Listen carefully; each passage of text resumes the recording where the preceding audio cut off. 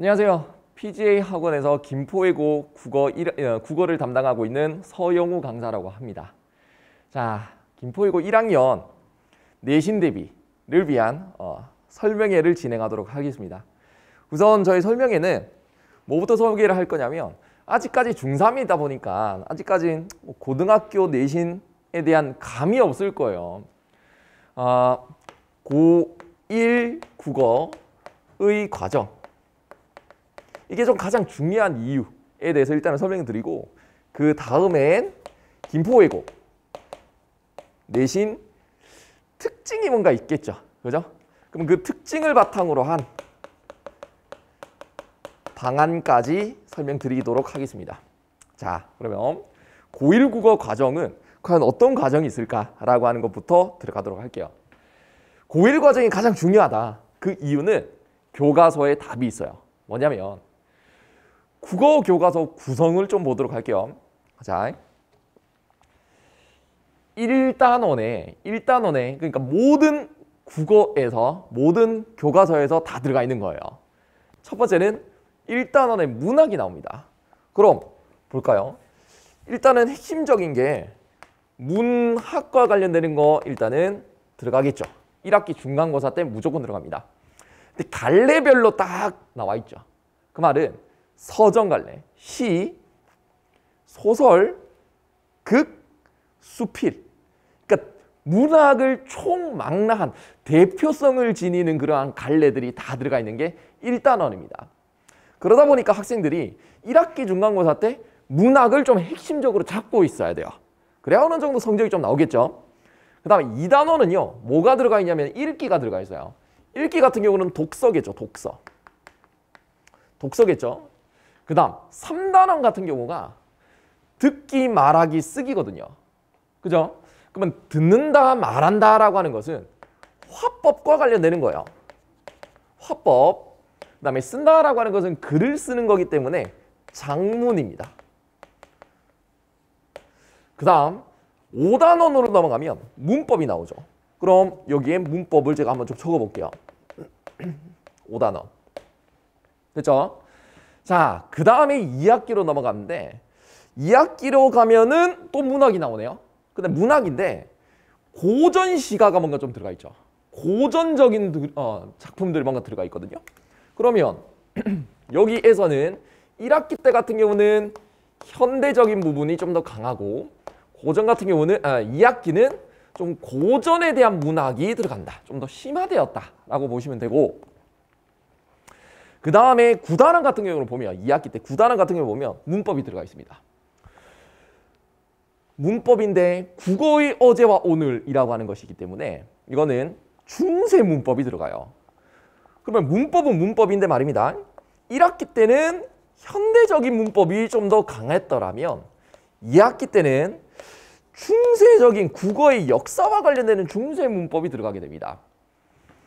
그러면 보세요. 1학기, 2학기 총망라한 필수적으로 지금 들어가 있는 과정들이라고 보시면 되죠.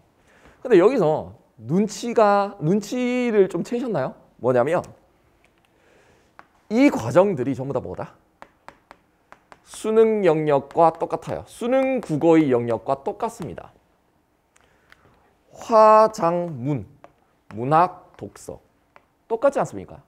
그러다 보니까 이게 고1의 과정을 제대로 넘겨줘야, 그래야 고2, 고3 올라가서라도 충분히 커버를 할 수 있다고 하는 게 첫 번째. 그 다음에 두 번째는 내신 국어와 수능 국어는 별개가 아니라 근본적인 베이스, 지식적이고 개념적인 부분에서는 일단은 일맥상통한다라고 하는 겁니다. 그래서 제가 고1 국어의 그 과정이 정말 고등학교의 총 과정에서 정말 중요하다라고 말씀드리고 싶은 거예요.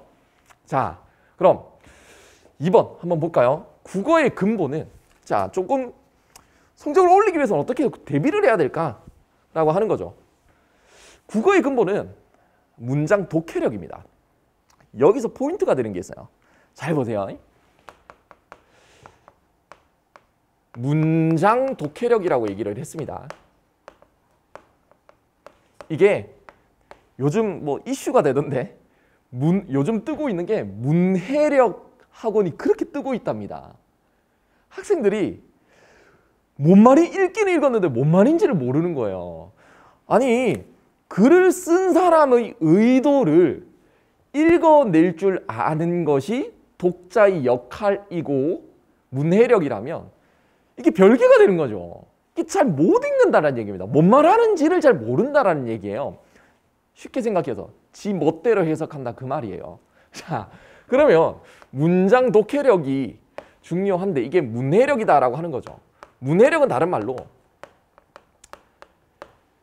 자기 읽는 사람, 독자의 관점에서 생각하는 것이 아니라 필자의 의도를 읽어 나가는 거예요. 그러니까 필자라고 하는 것은 어찌 보면 출제자일 수 있는 거죠. 출제자의 의도를 읽어 나가는 게 문제 푸는 거죠. 그럼 지문 같은 경우는 지문을 쓴 사람의 의도를 읽어 나가는 거겠죠. 그게 가장 좀 근본적이다라고 생각을 합니다. 그러면 이걸 길러야 되는데 이거를 기르기 위해서는 뭘 해야 될까? 생각을 해야 돼요. 한마디로 쉽게 생각하면 문장을 읽어서 독해를 한다라고 하는 것은 그것에 대한 생각을 한다라고 하는 것이라고 볼 수 있어요. 자, 모호하죠. 여기서부터 이제 모호해지기 시작을 하는 거예요. 저 지금 생각하고 있는데요 라고 하는데 독해력이 있는 건가요? 모호하거든요. 자, 보세요. 여기에 등급의 차이가 결정이 되는 거예요. 무슨 말이냐면 자, 생각의 차이는 등급의 차이입니다. 1등급이 드는 생각을 가르쳐 드릴게요. 보세요. 산 넘어 고운 노을을 보려고. 그럼 1등급의 생각입니다. 저 1등급이잖아요. 자, 머리에 딱 꽂았어요. 그러면 여기에 쫙 제 머리에 생각하는 것들이 여기 표시된다라고 보시면 돼요. 산 넘어 노을을 뭔가 좀 보려고 그네를 힘차게 차고 올라 발을 굴렸답니다. 그럼 여기에 뭔가 그네가 뭔가 있을 것이고 힘차게 올라서 이거 보려고 했나 봐요. 그러면 여기서 딱 드는 생각. 이 두 문장 읽었거든요. 이제 생각의 차이가 발동되는 거죠. 1등급의 생각은 이것을 보려고 하는 것이기 때문에 이것은 긍정적인 것이고 내가 보고 싶어 하는 대상이 되겠죠. 그죠? 그러면서 하나의 좀 이상적이다라고 생각해도 괜찮을 거예요. 자, 그 다음 얘는 이것을 어떻게든 보려고 한 거기 때문에 의지가 들어가는 거예요. 이게 1등급의 생각입니다. 그 다음 또 여기 있는 산이다라고 하는 의미는 뭐냐면 이것 너머에 있는 노을이에요.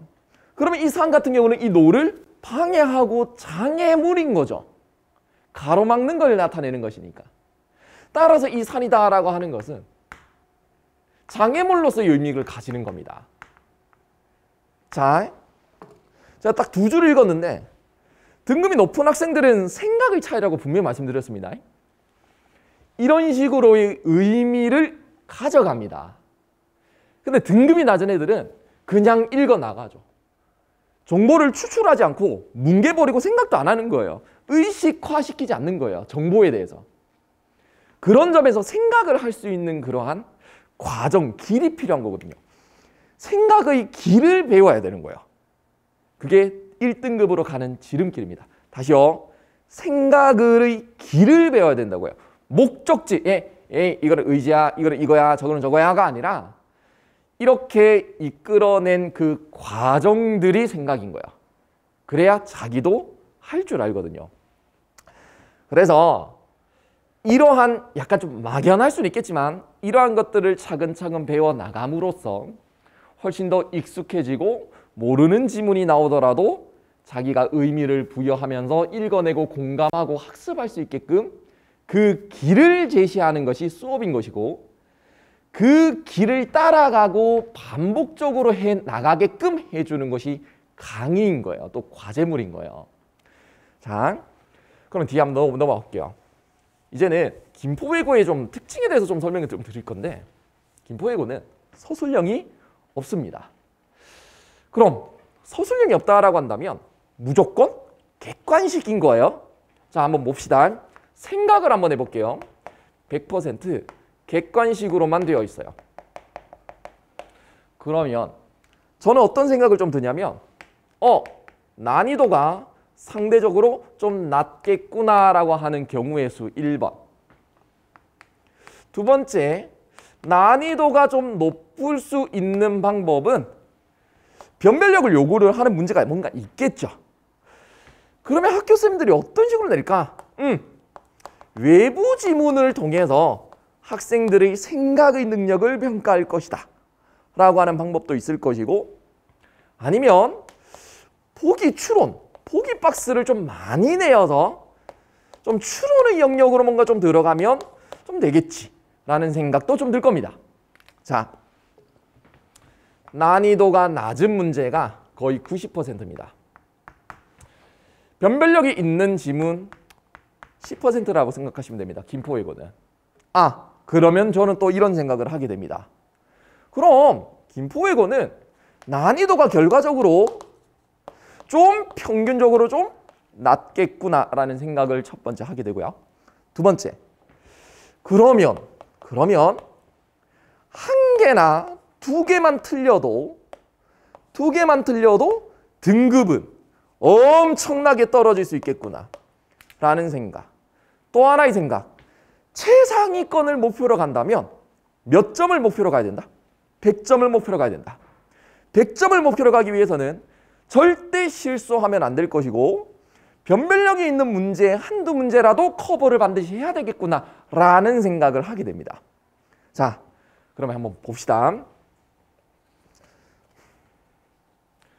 김포외고는 교과서를 기본으로 해서요, 외부 지문, 모의고사까지 함께 시험 범위로 지정이 됩니다. 이거는 가르쳐 주죠.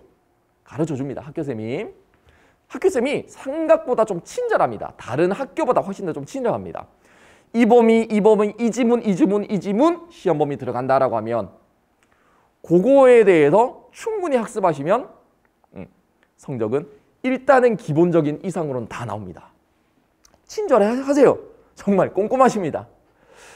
그러면 여기에 들어가 있는 거 있죠. 외부 지문이나 뭔가 모의고사나 관련되는 거 있죠. 그게 이쪽 부분이지 않을까라는 생각이 들죠. 난이도를 조금은 높이기 위한 것들도 필요할 것이니 이러한 것들에 좀 넣을 것이다 라고 하는 개념입니다.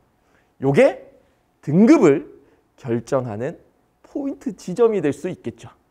그죠? 자, 문제수를 문제수를 조금 더 구체적으로 말씀드린다면 15문항과 15문항입니다. 합쳐서 30문항이죠. 그러면 한 문제당 배점이 3점에서 한 3.8점 정도 됩니다.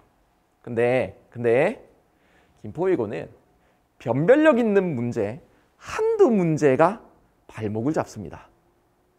그러한 문제가 이런 문제입니다. 자, 한번 볼게요.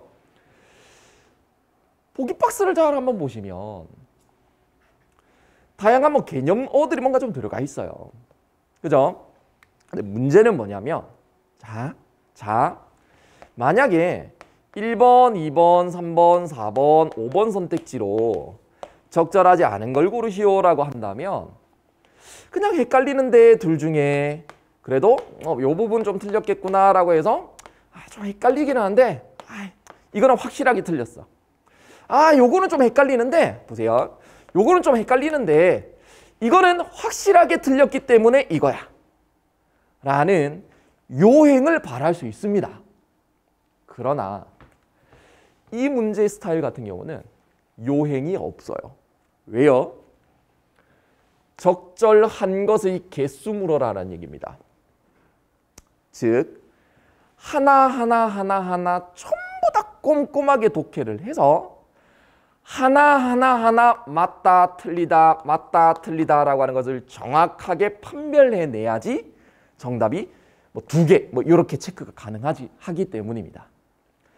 이런 문제들이 최근에 많이 나오기 시작을 했습니다. 저는 지금도 김포외고를 가르치고 있고요. 작년에도 가르쳤고 계속 가르쳐 왔습니다. 그러니까 그 흐름을 알죠. 작년이라고 할게요. 작년 국어 선생님이 바뀌기 시작을 했습니다. 작년에 사태를 김포외고 사태를 아시나요? 김포외고 사태는 그 뭡니까? 학교 선생 결론적으로 말씀드리면 교장 선생님께서 강의도 하셨습니다. 예, 그래서 약간의 그런 변형이 좀 있었죠. 자, 어쨌든 이런 문제들도 있었고, 그 다음에 또 하나가 외부 작품들이나 이러한 것들이 쭉 나오기 시작을 합니다. 이런 것들이 변별력을 요구를 하는 문제가 되겠죠. 자, 시험 대비는 그러면 이제 대비법으로 조금 들어가도록 할게요.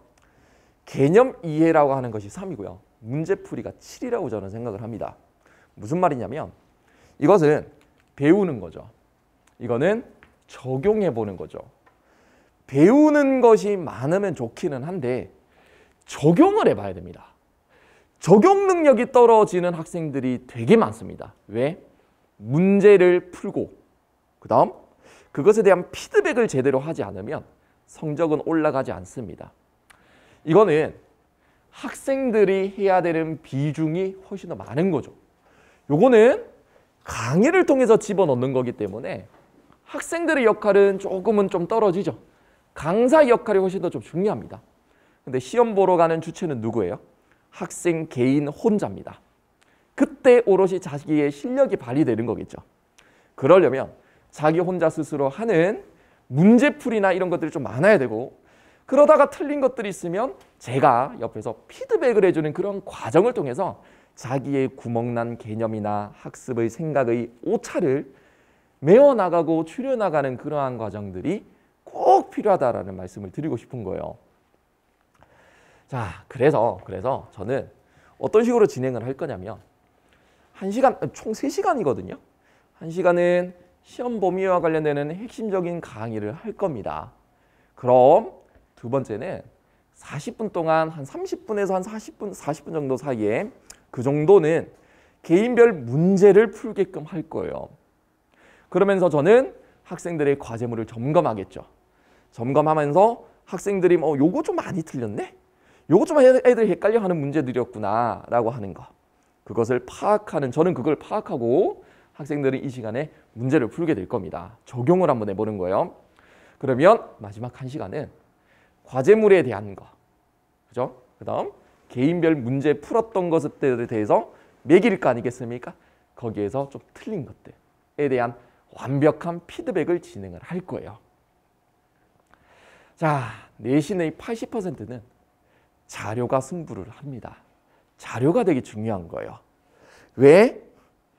문제를 많이 풀어봐야 된다라고 제가 분명히 말씀드렸죠. 다양한 문제들, 다양한 관점들의 문제들을 많이 풀어봐야 사고의 확장이 일어나거든요. 그리고 경험치가 올라가는 거지 않겠습니까? 그러려면 고퀄리티의 문제 자료가 필요하다라고 하는 거 인정하시죠? 그러면 저는 자료는 한 2가지 정도로 말씀드릴게요. 교사용 지도서, 요거는 학습해야 되는 그 과정입니다. 보고 익히는 거죠. 개념을 이해하는 거예요. 그 다음 과제물과 관련되는 거, 문제와 관련되는 것들인데 저는 다른 문제 안 씁니다. 기본적인 문제를 안 쓰고요. 학교 기출 문제만 씁니다. 왜 그럴까? 학교 기출 문제다라고 하는 것은요. 그 담당 학교 선생님께서 고민하셔서 정성스럽게 하나의 선택지를 구성한 문제들이에요. 그만큼 시간과 노력, 정성이 들어간 문제들이라는 얘기예요. 고퀄리티 문제인 거죠. 그러한 문제들을 많이 풀어봐야 학생도 거기에 맞춰서 사고의 확장이 일어나는 거예요. 그래서 기출 문제가 가장 좋은 문제들입니다. 그러면 저의 이거는 컴퓨터에 들어가 있는 것들을 좀 캡처해 놓은 건데요. 예를 들어서 첫사랑이라고 하는 작품이 뭔가 들어가 있다라고 했었을 때 첫사랑을 제 컴퓨터에서 제 하드에 검색을 하면 학교 기출 문제들이 최근 것들이 잘 다 나옵니다. 다 다른 학교들이죠. 김포외고도 당연히 들어가 있죠. 그렇기 때문에 조금은 난이도가 조금 평이한 김포외고 수준에 맞춘다면 이렇게 할 필요가 없거든요. 그 말은 평이한 김포외고 수준에는 맞추지 않겠다. 그거보다는 조금은 더 높은 수준으로 올라가겠다라는 의도가 들어가 있는 거예요. 그래야 고2, 고3 올라가서 커버할 수가 있는 거거든요. 문법 중요합니다. 문법과 관련되는 것도 다양한 이러한 기출문제들을 풀어봄으로써 다른 학교에 절대 뒤처지지 않게끔 제가 만들 겁니다. 철저하게 사고력 중심, 생각의 과정, 이해, 강의를 통해서 가르쳐드리고 확실한 피드백을 하죠. 문제 풀었는 것들에 대해서 철저하게 제가 하나하나 다 짚어서 학생들이 모르는 개념들을 다 채워넣을 겁니다. 수준 높은 자료, 이거는 그 어떤 대부분의 강사들이 가지고 있지 않습니다. 이런 자료들은요, 제가 그만큼 투자를 하기 때문에 획득할 수 있는 자료이기 때문에 이거는 인프라가 갖춰져 있지 않으면 다른 개개인 배운 강사들은 구할 수 없는 자료들입니다.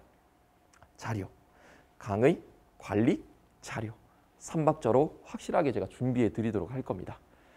개강은 추후에 공지하는 걸로 하고요. 시간은 일요일이고 3시간, 5시부터 해서 8시입니다. 오후 5시부터 해서 8시입니다. 6회 수업으로 해서 마무리할 겁니다. 여기까지 제 강의 설명해 들어주셔서 너무 감사합니다. 서영우 강사입니다.